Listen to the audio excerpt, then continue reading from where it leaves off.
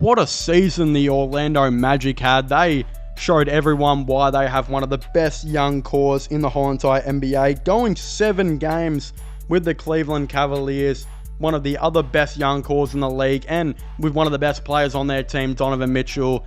Paolo Banchero really just proved he is a great player who has done a lot of really good things so far, and I think the Orlando Magic are clearly going to try and continue to build around him as their new franchise player. Of course, at the time making this video, they've got pick 16 as well in the 2024 NBA draft. So yeah, in today's video, I'm going to be talking about who I think they, of course, should select. So I guess without further ado, let's just get straight into it. Now moving on to the 16th overall pick, we have one of the surprise teams in the Orlando Magic, who again, this is a very, very tough pick. This is probably the toughest pick, so I'm like, I really don't know who they're going to draft. Of course, they could legitimately take absolutely anyone here. I took a bit of positional need into account and where I think they, of course, might go. But I've actually got them selecting Tijan Saloon, which I'm hoping I got his name right. I know his last name, from what I've heard, is Saloon. Yeah, he's got one of those harder names to definitely pronounce. He's actually from France and will be about the 888th player in this draft class drafted out of France. The first 2 picks in my projected draft, Zachary Rasache and Alexander Sarr, are of course from France. And now we got Saloon as well, who also is from France. Now, again, before I get into the amazing positive with Saloon, I would just like to talk about the upsides and the downsides. Of course, it's being said he is an awesome athlete. He's super fast and has great hops. He's a really good 3-point shooter with good mechanics and a high release point. He's great at playing off the ball, and he's a pretty good cutter. A leader in transition, and he gets down the court faster than most. He's a high upside defender. His length, agility, and flashes of skill give him elite upside as a defender. Some downsides, he's extremely bad with the ball in his hands half the time. Like, if you're looking for this dude to create a shot, it's probably not going to happen. The lucky thing, though, with the Orlando Magic is they have a ton of shot creators on their team. So this dude can definitely be a really nice off-ball asset to them.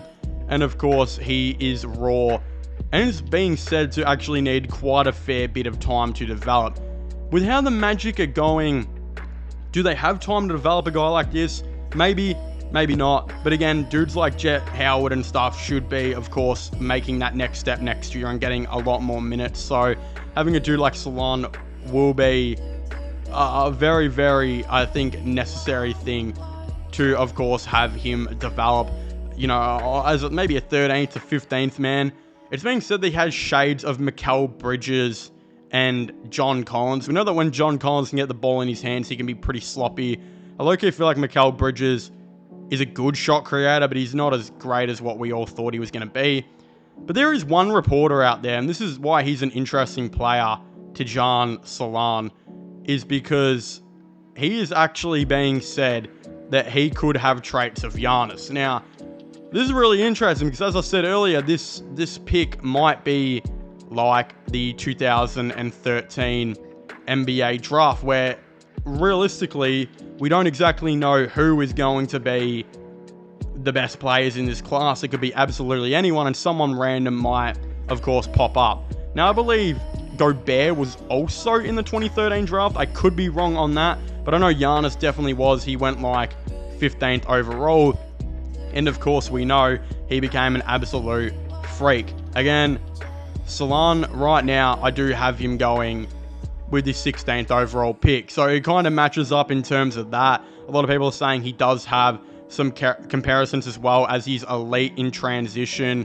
Again, Giannis, when he was drafted, was actually a pretty good 3-point shooter, and I believe they have similar shooting mechanics. That was before Giannis turned into my 600-pound life of pure muscle athlete.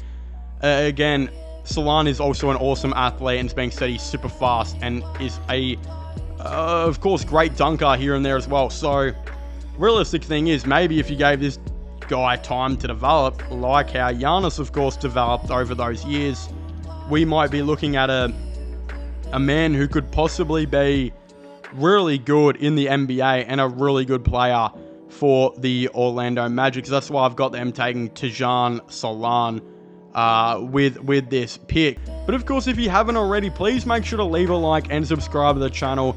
Comment your thoughts and opinions on this all down below. Where do you guys think Johnny Furphy is, of course, going to end up? Do you guys think the Cavaliers should look at him? What do you guys think about all my other picks? Do you guys all agree with them or not? I'd very much like to know. If you don't, please comment your thoughts and opinions down below. I'd very much like to hear. Again, subscribe to the channel for all the latest NBA content and NBA news. Subscribe to my gaming channel and my IRL/vlogging channels.